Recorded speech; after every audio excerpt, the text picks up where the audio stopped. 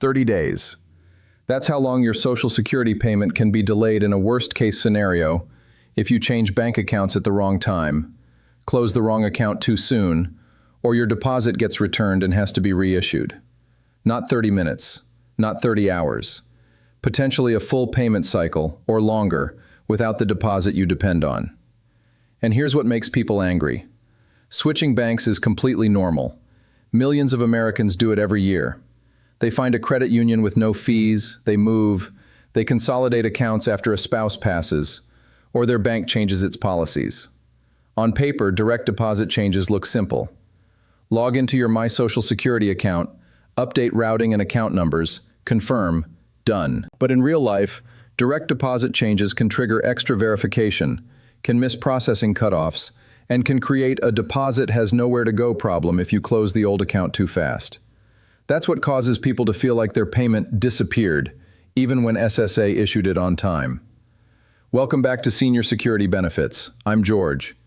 In this video, I'm going to show you how to change your bank account the safe way so you don't accidentally create a month-long income gap. I'll explain what actually happens behind the scenes, what the biggest traps are, how to time the change, and the best backup plan if something goes wrong. Stay with me because one small mistake, like closing your old account the same day you update SSA, can turn a normal life change into a financial crisis. Let's start with the reality that most people don't get told. A direct deposit update confirmation is not always the same thing as your next payment will definitely land in the new account. Sometimes it does, sometimes it doesn't. The Social Security payment system runs on schedules, cutoffs, and bank-side posting rules. If your change is made too close to your payment date, the payment may still go to the old account because the old information was already locked in for that cycle. If your old account is closed, the payment can get returned. And once a payment is returned, you're no longer dealing with a simple switch. You're dealing with a reissue, which can take time. Now add the second reality: fraud is real. Account takeover fraud has been a major issue nationwide. Criminals try to redirect benefits by changing direct deposit.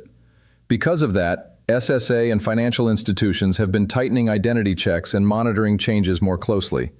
Sometimes that means your change is processed smoothly. Sometimes it means it gets reviewed. Sometimes it means you get asked to verify something. The goal is protection, but the side effect can be delay. So let me tell you the simplest way to understand this.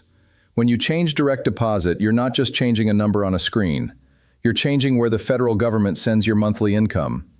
If anything in that handoff fails, timing, verification, account closure, your payment can bounce, and bounces create delays. Here's a realistic scenario that happens all the time, and I'm going to keep this anonymous because I want you focused on the pattern, not the person. A retiree switches from a big bank with fees to a local credit union. They open the new account and update SSA online the same day. The system accepts the change. They close the old account immediately to avoid another fee. Then payday comes and the credit union doesn't receive anything. The old bank doesn't receive anything because the account is closed. The payment gets returned, and now the retiree is waiting for SSA and the Treasury process to catch up and reissue the funds, sometimes as a paper check, sometimes back to direct deposit after the new information is fully active. Meanwhile, rent and prescriptions don't wait. That's the trap. Now here's how to avoid it, step by step, with the safest method I recommend. First, open the new bank account, but do not close the old one yet. This is the single most important step. Keep the old account open long enough that you can survive a processing delay without losing a whole month of income. If you're worried about fees, call the old bank and ask whether they can waive fees for 1 or 2 months while you transition a government direct deposit. Many banks will do it if you ask calmly and clearly. Second, time your change right after you receive a payment, not right before. If you get paid on the second Wednesday, make the change on Thursday or Friday after that deposit lands. Why? Because you're giving the system the maximum amount of time, nearly a full month, to process, verify, and fully route the next payment to the correct place. The closer you change it to your payment date, the higher the chance your next payment was already queued under your old details. Third, update your direct deposit using one official method and keep proof.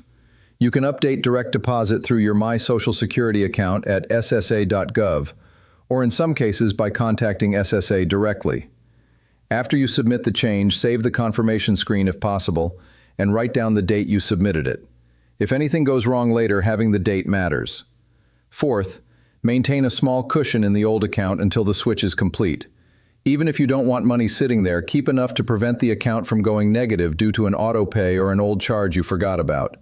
The goal is stability during the transition. Fifth, watch for any verification requests. Sometimes SSA or your bank may flag changes for security reasons, especially if you changed contact information, changed devices, had unusual login attempts, or you're moving funds in a pattern that looks abnormal to fraud monitoring systems. Check your mail. Check your SSA messages if you're paperless. Respond quickly if they ask for anything. Delays often happen because a request is sent and nobody answers it. Now here's the conservative rule that keeps people safe. Don't close the old bank account until you've received 2 Social Security deposits successfully in the new account. 1 deposit is good. 2 deposits means the system is stable. Could you close it after 1 deposit? Sometimes yes. But if you want to minimize risk, wait for 2. The cost of 1 extra month of overlap is usually smaller than the cost of a missed rent payment, overdraft fees, late fees, or borrowing money. Now let's talk about the in-person option because some people prefer it and in certain situations it's smart. If you're switching banks and you absolutely cannot risk a delay, going to a local Social Security office with proper documentation can reduce uncertainty because your identity is verified face-to-face and the information is entered by a trained employee. It doesn't guarantee a perfect outcome, nothing does, but it can reduce the chance of errors and can speed up resolution if something is wrong. If you go in person, bring a government-issued photo ID and bring official bank documentation, ideally a voided check or a bank letter direct deposit authorization form that clearly shows your name, routing number, and account number. Tell them you want to change direct deposit and ask for a printed receipt or confirmation of the update. Now let's cover the backup plan. What happens if a deposit fails and SSA sends a paper check? Paper checks can happen when the system cannot deposit into either account or when a deposit gets returned and the reissue defaults to mail. A paper check is a working backup, but it's slower and has risks. It has to be mailed, delivered, and then deposited or cashed. If your address on file is outdated, that check may go to the wrong place. So if you've moved recently, update your address with SSA before you do anything else. And if you're waiting for a check and it hasn't arrived in a reasonable window, you need to contact SSA to report non-receipt and request a trace. Here are the do not do this mistakes that cause most payment gaps. Do not close the old account the same day you update SSA. Do not change your direct deposit the day before your payment date. Do not assume a website confirmation means the change is fully active for the very next payment. Do not ignore mail from SSA during a transition month. And do not wait silently if you're already in hardship. Use escalation tools. If you're already stuck in a delay and you're facing hardship, you do have options.